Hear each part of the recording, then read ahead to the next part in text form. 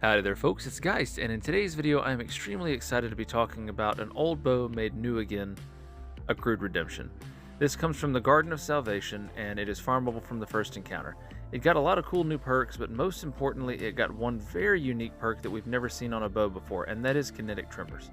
Dealing sustained kinetic damage to a target emits a shockwave that damages any nearby targets.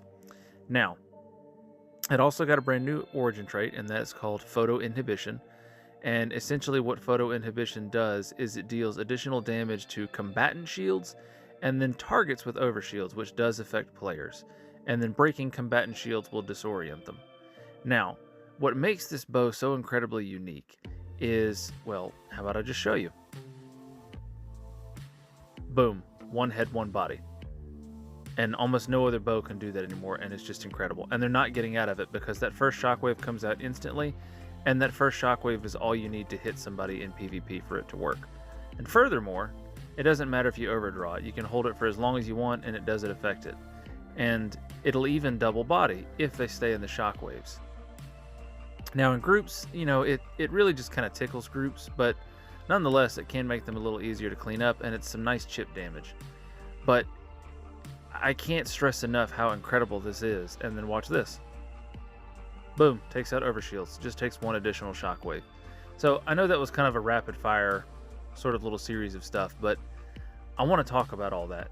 Typically with kinetic tremors on a bow, which, well, we've never had this on a bow before, but when you don't have it enhanced, it takes 3 hits for it to proc, which is why you want to craft this. When you enhance it, it only takes 2. It brings it down by enhancing it, which is just absolutely incredible, as you can see from the previous footage. It completely changes this bow. It essentially makes it like a miniature Le Monarch, frankly, because as we've talked about previously, Le Monarch can one head, one body, 9 resilience and below. However, this is even better because it will get all resiliences. It doesn't matter. And that first instance of the shockwave, it deals 3 shockwaves, each dealing 20 damage when you get it to proc. That first instance of the shockwave comes out instantaneously. And as you saw with the clip of Gin jumping there, he wasn't really able to get out of it.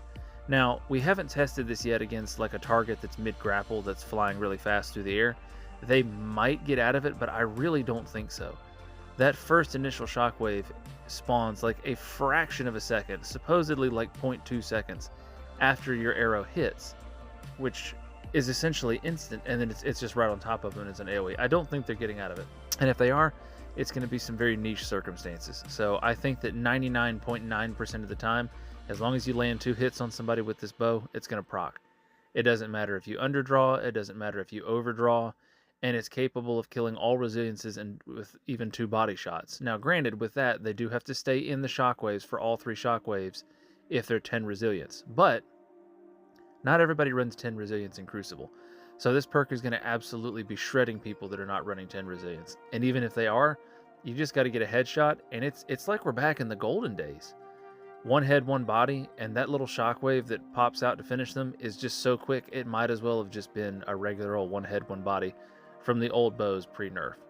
Now, it does kind of suck that this is a raid weapon, so not everybody's going to have easy access to it, but I'm not too upset by that fact, and you guys shouldn't be either.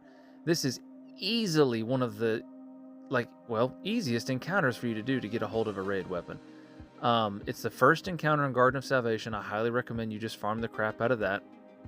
You don't even necessarily have to go until you get all your red borders. I just took a group of 4 people today, and the 5 of us were all able to get the bow craftable in just a couple hours.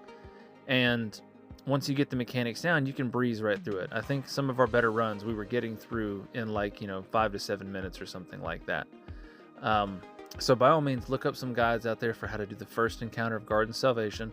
You can just LFG. I know that may not be the best for some of you because I know there's a lot of solo players out there that have a hard time finding raid groups. Try the LFG, see what you can get going. It's an easy enough encounter, and if you do some research beforehand and try to figure it out to make sure that you know how it's going to go down, pick a role. You're either going to be the person collecting the cube to keep the group from wiping, or you're going to be one of the people that's clearing ads and opening the doors. It's a very straightforward encounter. It is not bad, I promise. And honestly, I'm thinking about doing some more runs this weekend and maybe taking some of you that might be interested in farming for this thing, just because it's so incredible. So if enough of you comment on this and ask me, then I'll be more than willing to run something this weekend to maybe get some y'all in on this. But I just wanted to go ahead and share this with you guys. There's not really much more to say with it. Frankly, I'm almost speechless. It's been a long time since I've had this much fun with a bow. I've been having an absolute blast with this thing, and it was just an absolute treat to use in these lobbies. Even against, you know, hand cannons, SMGs, and pulses, some of the top tier versions of those that are obviously have a better TTK, it didn't matter. I had just that little bit of forgiveness back, and it was like being back in the golden days. And it's funny that we didn't even think it was the golden days, because, you know, we weren't like crazy meta or anything like that. You don't have to bow swap it with this thing. It is perfectly good on its own merits. And don't forget, since it's craftable, you can put that new perk on it, so it will actually bring the draw time down to 554. So you don't have to feel the need to use Oathkeepers either to try to get it down to a 540. The difference between a 540 and a 554 is basically negligible. You are going to be hard pressed to really notice the difference. Some players might say they can, but don't worry about it. And then Warlocks, you of course will have a bit of an advantage using Ophidian Aspect, because you're going to get the reload pretty high on this thing. You're going to be able to shoot it as fast as possible. But even still, anybody can get great usage out of this bow. It feels incredible. It's super snappy. I love the sound design. It's got a very unique sound amongst bows, because it sounds like a realistic bow instead of some sort of weird laser. The sight is probably the only negative thing I have to say about this bow. I'm not a big fan of the sight. I think it kind of looks like you're sitting and looking through the windshield of a Camaro while also squinting, but I don't know. That might be like a weird comparison, but either way, the bow is fantastic. It feels incredible. It's like having a bow back from the golden days, and it's just, I'm harping on it a lot, and I'm beating a dead horse here. Go out, farm for this bow.